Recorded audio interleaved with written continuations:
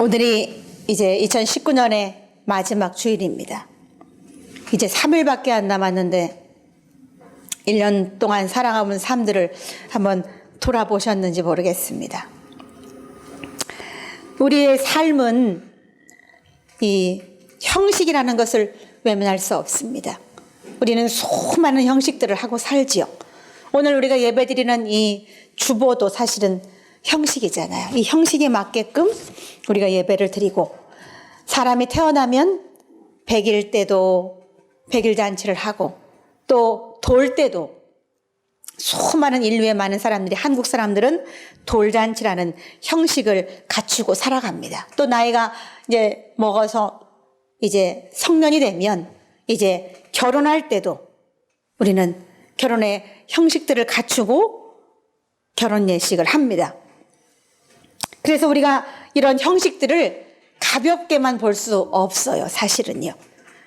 나이가 들면 결혼을 위해서 여러 가지 형식들을 갖추고 결혼식을 준비합니다. 그러나 이것들을 형식이라고 가볍게 말하는 사람은 많지 않을 것입니다. 당연한 형식이라고 다들 생각을 합니다.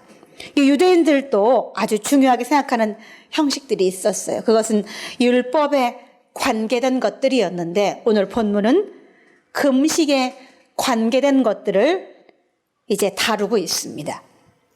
율법은 하나님이 주신 말씀들이니 그 말씀들을 잘 지키려고 하는 마음은 결코 나쁜 것이 아닙니다.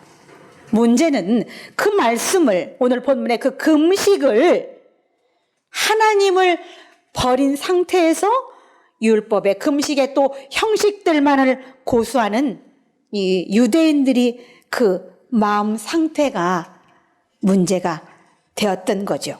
예수님은 말씀하십니다. 마태복음 5장 18절에 보면 율법의 1점 힐획도 결코 없어지지 아니하고 다 이루리라.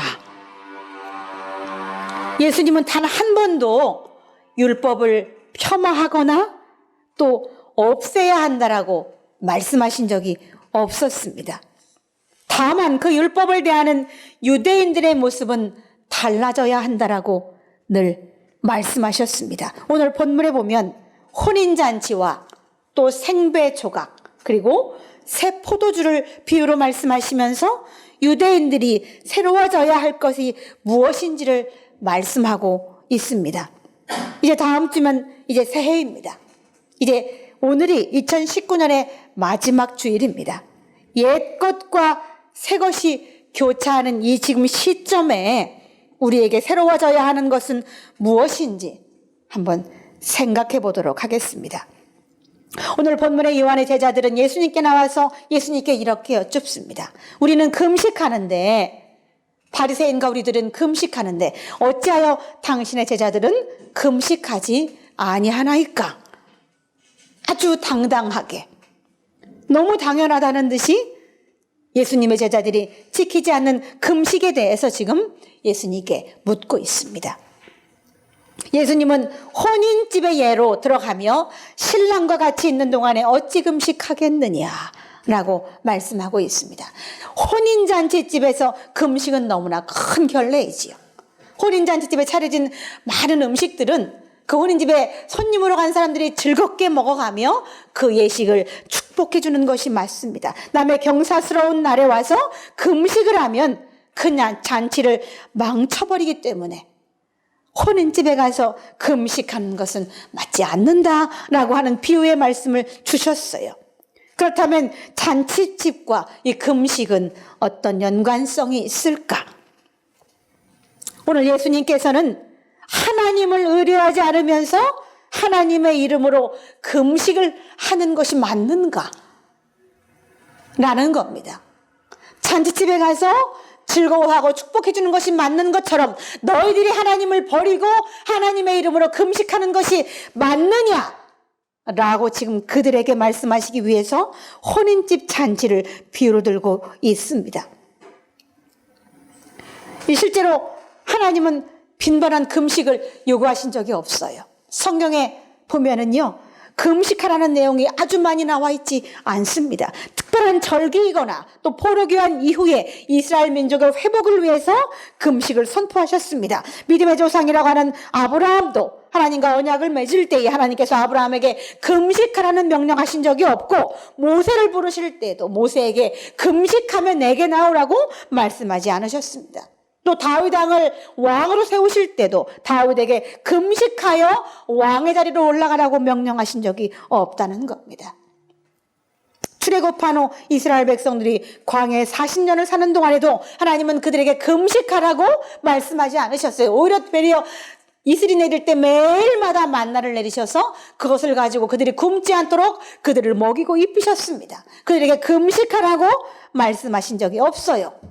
다만 성경에는 공식적으로 출애굽 이후에 대속죄일이라고 해서 레위기 23장 27절에 보면 이 대속죄일, 유대인에게 7월 11일을 금식일로 공식적으로 정하셨죠. 1년에 단 한 번 그날만한 모든 이스라엘 백성들이 금식하도록 명령하셨어요. 그리고 구약성경 곳곳에 찾아보면 금식하는 일들은 사울 왕의 죽음을 애도할 때 이스라엘 백성들에게 7일 동안 금식을 선포한 적이 있었고, 또 에스더서 4장 16절에 보면은 에스더의 민족이 하만의 계략으로부터 자기 민족을 구해달라고 3일 동안 공식적인 금식을 선포한 적이 있었지요. 그리고 모세가 시내산에서 하나님과 만날 그때에 40일 동안 금식이 이제 시작된 것을 우리는 볼 수 있습니다. 그리고 바벨론 포로기 이후에 공식적으로 1년에 4차례만 금식을 성경에는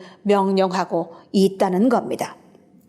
그런데 신약에 와서 이스라엘 백성들은 일주일에 2번씩 공식적인 금식을 했습니다. 다만 이 금식은 이스라엘 백성들의 그 자발적인 신앙 행위로 이루어졌던 거죠. 매주 월요일과 또 금요일에 이 유대인들, 바리새인들, 제사장들, 서기관들 이들을 주축으로 한 이제 금식이 이루어졌습니다. 누가복음 18장 12절에 보면은 일에 2번씩 금식한다라고 하는 유대인의 신앙적 전통이 이제 기록되어 있습니다. 물론 전통은 귀한 것이긴 합니다만 그 전통이, 금식하는 그들의 그 전통이 하나님 말씀보다 우선할 수는 없는 거지요. 유대인들은 일주일에 2번 정해진 금식을 했습니다만 그것은 그냥 형식에 불과한 것이었습니다. 저는 1년에 단 한 번 금식을 합니다.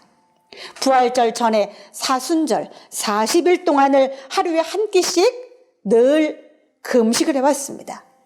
수십 년 동안 그것은 해왔습니다.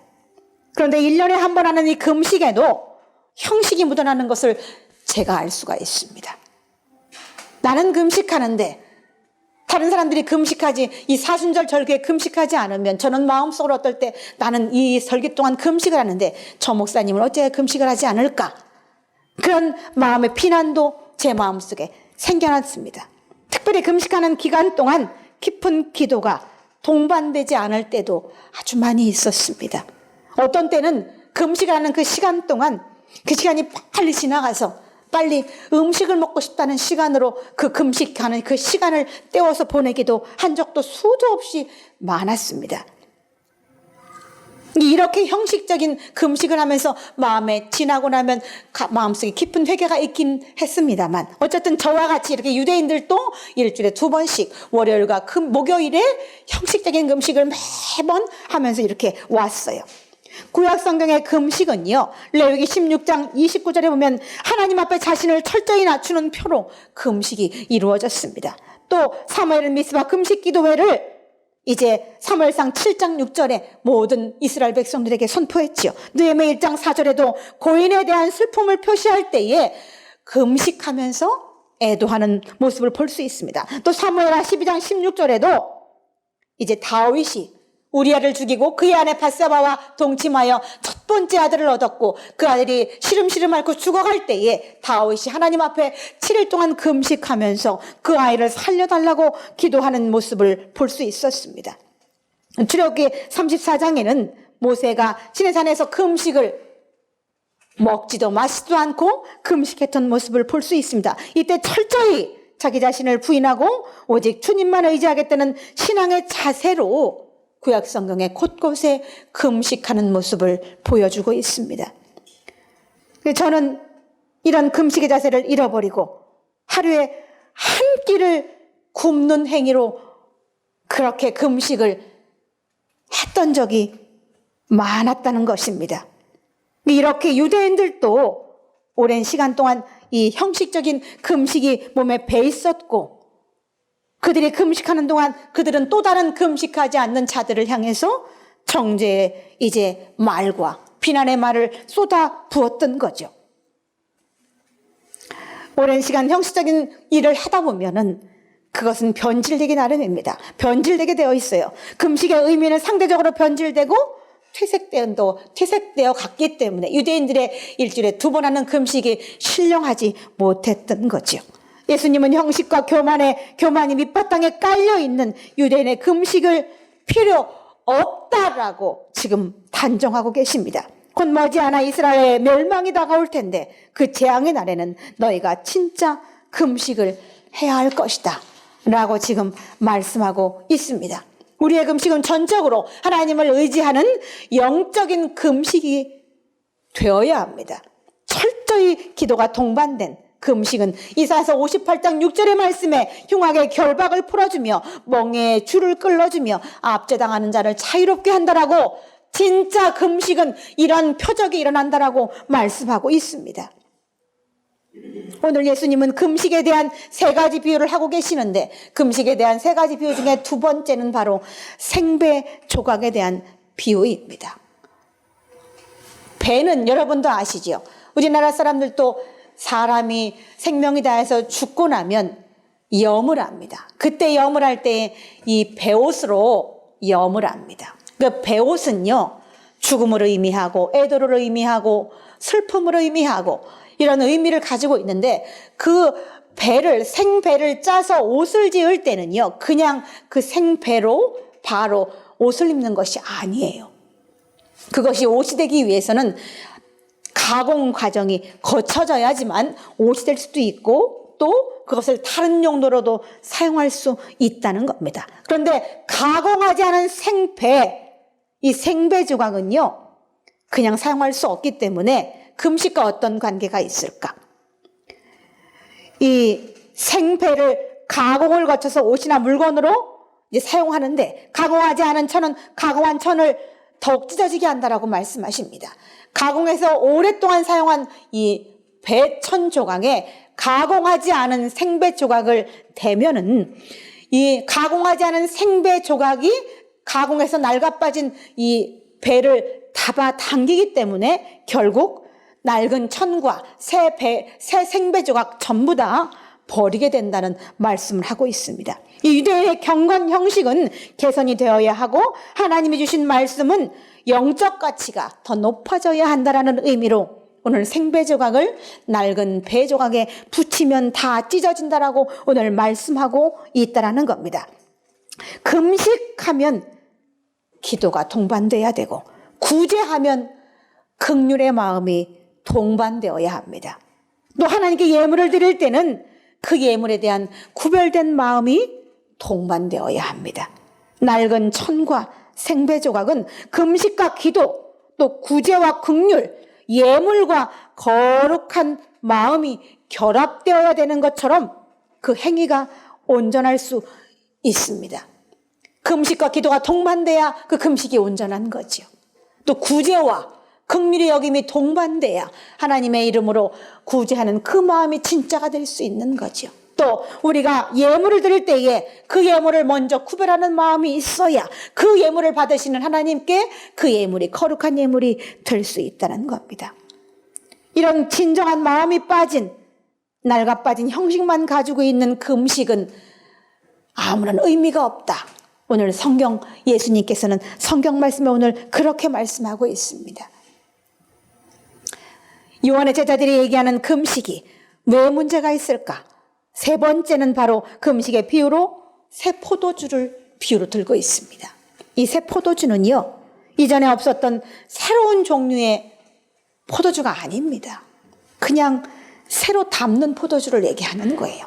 해마다 유대인들은 새로운 포도주를 담았는데 해마다 새로 담는 동일한 방법으로 담는 그 포도주, 그 새 포도주를 지금 얘기하고 있습니다. 마태복음 26장 29절에 내가 포도나무에서 난 것을 이제부터 내 아버지의 나라에서 새 것으로 너희와 함께 마시는 날까지 마시지 아니하리라고 하시는데, 이 새 것은요, 새로운 종류의 포도주가 아니에요. 그냥 새로 담은, 최근에 담은 그런 포도주를 얘기하는 겁니다. 이 중동 지역에는요, 염소나 양의 가죽을 가공해서 그 가죽 부대에 포도주를 담았습니다. 특히 이 가죽 부대는 이동할 때에 유용하게 사용되는 것들이었죠. 그래서 그 가죽 부대에 이동할 때에 양의 젖을 짜서 넣어놓으면 그것이 우리가 먹는 이제 발효된 요플레가 되기도 하고, 또 포도주를 이 가죽 부대에 담아서 갖고 다니면 발효가 돼서 포도즙이 포도주가 되기도 했습니다. 보통 가죽의 거친 면을 안쪽으로 해서 가죽을 뒤집어서 이제 액체를 담아서 이제 썼는데, 그 부대에다가 포도주를 담으면 포도주가 이제 발효가 돼요. 발효가 되면 그 안에서 보글보글 가스가 이제 올라오게 되고, 그렇게 되면은 이 낡은 가죽 부대는, 가죽으로 만든 부대는 터져버린다는 겁니다. 그래서 포도주를 새로 담았을 때는 그 전에 사용했던 가죽 부대에 담지 않고 새로 만든 새 가죽 부대에다가 새로 담은 이 포도즙을 담아야 된다는 거예요. 그래야 터지지 않고 그 포도즙이 포도주로 숙성돼서 사람들이 먹을 수 있게 된다는 겁니다. 지금 예수님은 유대인들이 모르는 새로운 사상을 그들에게 말씀하고 있는 것이 아닙니다. 예수님의 교훈은 그 종류가 이전 것과 전혀 다른 것이 아니라 다만 그들이 가지고 있는 하나님을 향한 그 형식이 새롭고 참신한 모습으로 바뀌어야 된다라고 지금 오늘 본문에 말씀하고 있습니다. 지나치게 고리타분하고 형식적인 그들의 그 음식 행위는 반드시 개선되어야 한다는 것을 오늘 말씀하고 있습니다. 예수님은 마태복음 5장 17절에 내가 율법이나 선지자를 폐하러 온 줄로 생각하지 말라. 폐하러 온 것이 아니요 완전하게 하려 함이라 라고 말씀하고 있습니다.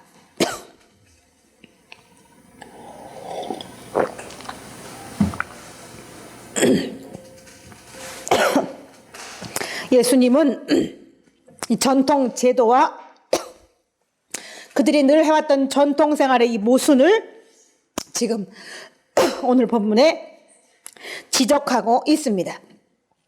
이제 2019년을 보내는 이 성도 여러분, 우리에게 이런 모순된 신앙의 모습이 없을까요? 있죠. 너무 많이 있죠. 우리도 그거 사실을 압니다. 예배를 드릴 때 형식적으로 와서 앉아있다 가는 그런 날이 1년에 우리 52주 동안 주일만 따져도 아마 수십 번은 될 거라고 생각합니다. 그냥 와서 그냥 목사는 짓거리고 성도는 앉아있다 그냥 간 그럴 때가 얼마나 많은지요. 우리는 이대로는 안 된다라는 생각을 합니다. 하면서도 그 오랜 습성, 잘못된 습성을 바꾸지를 못하고 있다는 거죠. 필요하다라고 느낄 때 옛날의 습성들을 버려야 되는데 그 습성들에 젖어서 그냥 습성에 따라 예배드리고 습성에 따라 얼마 안 되는 예물을 하나님께 드리고 정말 진실된 마음으로 단돈 1,000원을 드려도 그 1,000원을 드릴 때 두렵고 떨리는 마음으로 하나님께 예물을 드렸다면 당신이 드린, 우리 성도님이 드리는 예물은 하나님 기뻐 받으셨을 겁니다. 그러나 100만 원을 드려도 그 마음에 신령한 마음이 포함되지 않은 예물이라면 그 금액이 설사 크다 할지라도 하나님은 그 마음이 들어가지 않은 예물은 받지 않으셨을 겁니다. 지난 주간에 3주에 걸쳐서 TV에서 한 프로가 있었어요. KBS에서 수요일 목요일 10시에 카르투시오 수도원이라는 이 제목으로 세상 끝의 집이라는 제목으로 이제 수도사들의 모습을 그린 3주간의 이 이야기들을 방영해 주었습니다. 저는 이 카르투시오 수도원이라고 하는 곳에서 이 수도를 하는 수도사들의 모습을 보고 정말 부끄럽다는 생각이 들었습니다. 정말로. 이 검소하고 또 겸손하고 그리고 그분들은 조용한 절제가 있는 그들의 모습은 참으로 신앙인의 모습이 아닌가 하는 생각이 그 시간 그 볼 때마다 저를 참으로 부끄럽게 했습니다. 이 수도사들은 이 수도원 안에서 평생을 수도하다가 거기서 하나님과 친밀한 교제를 갖다가 거기서 생을 마감해서 하나님께 가는 사람들이 바로 수도사들이에요. 그들의 모습을 보면 우리는 그들과 동일하게 살 수가 없어요.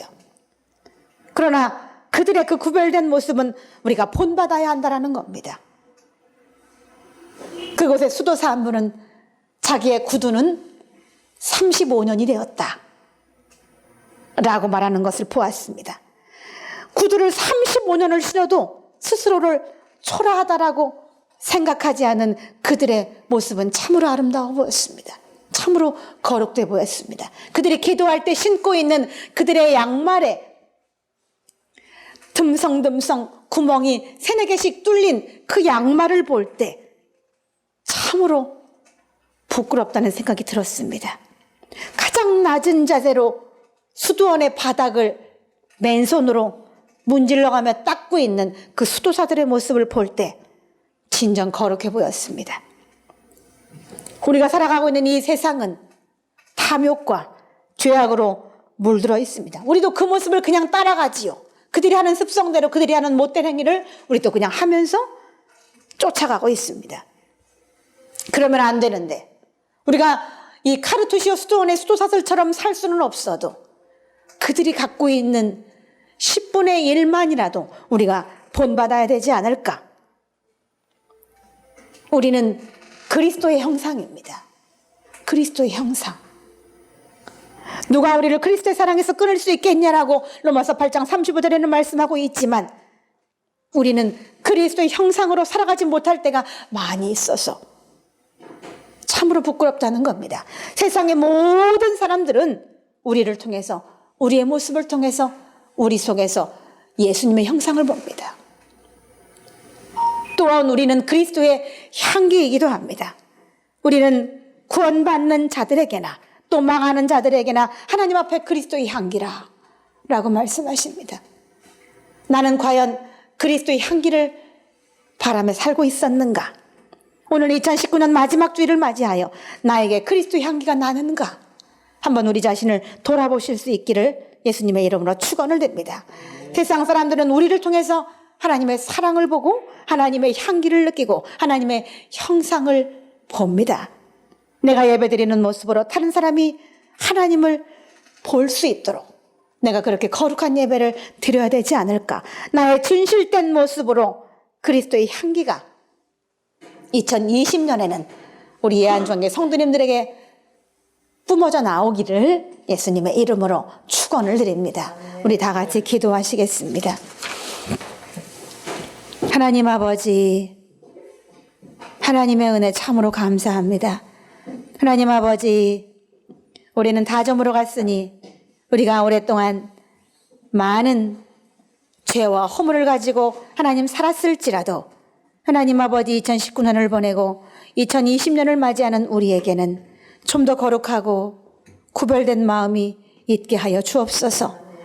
겸손한 마음이 있게 하여 주옵소서. 사람을 섬기고 하나님을 섬기는 그런 정말 아름다운 모습이 우리에게 있어질 수 있도록 하나님 축복하여 주옵소서.